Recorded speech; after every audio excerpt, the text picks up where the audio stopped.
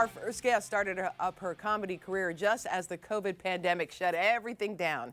Well, since then, she's been bringing her Midwest-grown comedy across the country. We welcome to AM Northwest comedian Autumn Bruewer. Good to have you with us. Hello. This is your first time in Portland. Yeah, my first time. Oh, wow. Yeah. So you're going to explore?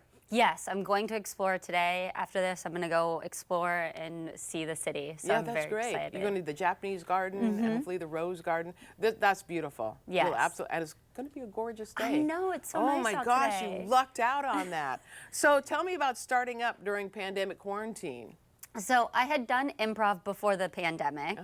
And when improv Zoom started, I was like, oh, that sounds awful. I'm not doing that. So I started doing some Zoom stand-up, and I loved it. I was like, this is so fun and silly. And since I had not much to compare to, Right. I loved Zoom comedy. Did you like it because people could text you and say, oh, this is awesome, like make comments? And... Well, I would use, a lot of times I would use like my surroundings in my jokes. Okay. So that was like, I would use like my room or anything that I could. So that's, and on top of that, I was in my home, so I could make it easy. Yeah. Then I could roll out of bed and go do a show. So I really enjoyed doing all of that. And then when everything opened up, I started doing comedy live, and I was like, oh, this is fun. I went back to Zoom, and I was like, oh, Zoom was awful. Yeah. But it got you started. It did, so there's that. Yeah. Also, you met your current boyfriend through Zoom, right? Yeah, doing Zoom comedy, I apologize, I said current boyfriend, not as if there's going to be more to come. Maybe we don't know. Yeah. Listen. Okay. There could be. We have no idea. He's a cutie pie, though. Oh my God, there we are. Yeah. Looks like a prom picture, as you mentioned. Yes, yeah. Just going to our local homecoming. I hear he's quite the birder. He is, yes, he is. It's a new hobby of his, but yes, he's gotten into birding. Yep. So do you connect on that? Do you two? Well, I love like him, to so tease I him listen. But he has the app that tracks them all. Right. And I know we just got the bird feeder that has the camera. I love that so much. I know. You're gonna think it's awesome too. Very You're gonna become a birder once you get that. I promise you.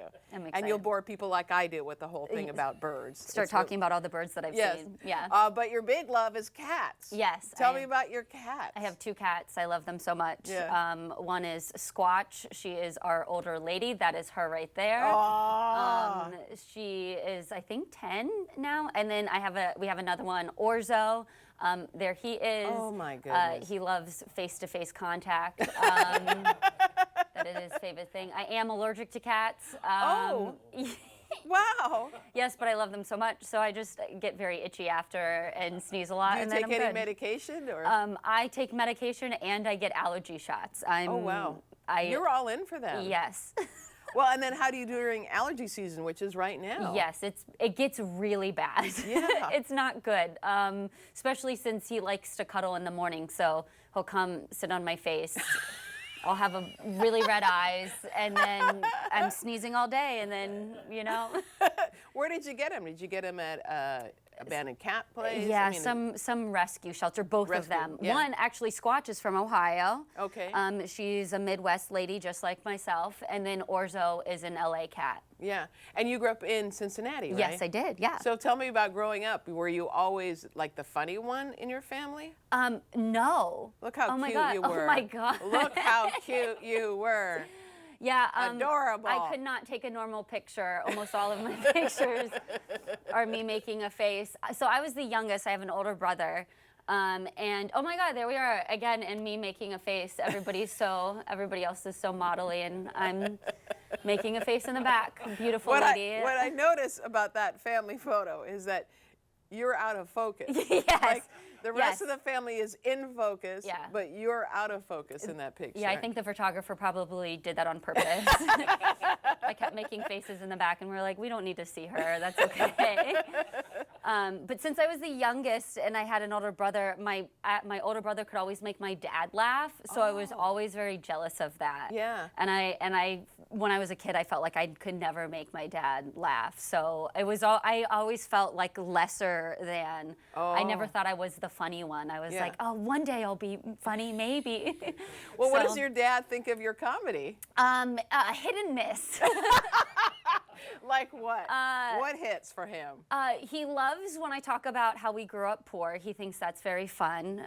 He thinks that's funny. Yes, he thinks that's funny. He tries to give me taglines. Funny enough, he isn't funny. So they never work. But he doesn't, like, I always make fun of him because my parents got divorced when I was very, very young. And I always make fun of him in those jokes. And praise my mom for leaving him, and he's like, well, but she did a good job, and I'm proud of her for divorcing him, and I still love my dad, but I would have divorced him too. You would think it would bother him that when you say you grew up poor. No, he knows. Oh. Yes, he knows. Yeah. He knows that we grew up poor, so he's not. He's not bothered. He's not bothered at all. Yeah. Well, he survived terminal cancer. Yeah. When I was 2, he was diagnosed with terminal cancer. Wow. And then like a year after the cancer, because when he was first diagnosed, he was told he only had a couple months. And then like a year after, he went into remission. Yeah. But then the doctors were like, this cancer is very aggressive. It will come back and it will kill you within 5 years. Wow. And it's been decades and he is still here. So That's awesome. so yeah. But that's why you're poor. Yes, There you that go. is why we are poor. Yep. All those medical bills. Yeah, medical bills. Also, he thought he was not going to be here, so he was like, I don't need money. He's like, I'll spend it on whatever I want. Yeah. Yeah. So you live in LA. Yes, right? I live in LA now. And you and your boyfriend met through Zoom comedy? Yep, we met doing Zoom comedy. How did that all happen? We just did, we were both doing a lot of Zoom shows, and there was like a group of us that would regularly see each other on Zoom, and Yeah. we started to find that there were a few of us that lived in Los Angeles.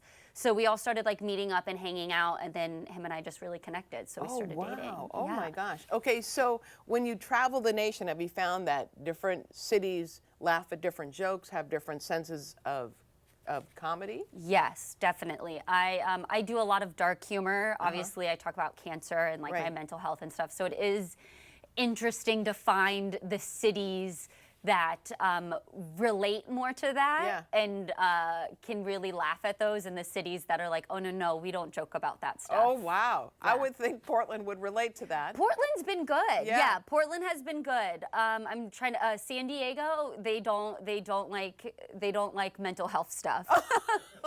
Huh, No, I wonder. yeah. Don't you have like a phone anxiety? Yes, I Tell don't. me about that. I don't like talking on the phone. I have a lot of anxieties. I'm getting through life. What is your phone anxiety? So you don't like to talk on the I phone. don't- So you only text or Yeah, texting is, I would text or an email. So a lot of times if someone calls me and I don't know why they're calling me, I will not answer the phone. And if they don't leave a voicemail, I'm like, neither of us will ever have a conversation, I guess. I was like, if I don't know why you're calling me, I will not be talking Yeah. to you on the phone. So why do you think that is? I think so many reasons. I think the Okay. biggest one is that on a phone call, it's very like immediate. Right. So if someone says something, I have to respond. Right. And if they say something that I don't like, I don't have a moment to kind of like process and then kind of good be like, point. okay, how do I deal with this, or Yeah. what do I do here? Yeah. So yeah. I do that thing where I call somebody when I'm driving home, Oh, and then if yes. they return the call when I get home, like I'm not in the mood. Yeah, and you're like, I'm good. I have things to do now. Yeah, I'm busy. Yeah. You're going to be at Helium tonight and Yes. tomorrow. That's very exciting. You're going to explore the city today. All right, we'll put all that on our website at k2.com. Autumn, thank you so much. Thank you so much for having me. You bet. All right, we'll be right back with more AM Northwest. Don't go away. And give your kitties a snuggle for me.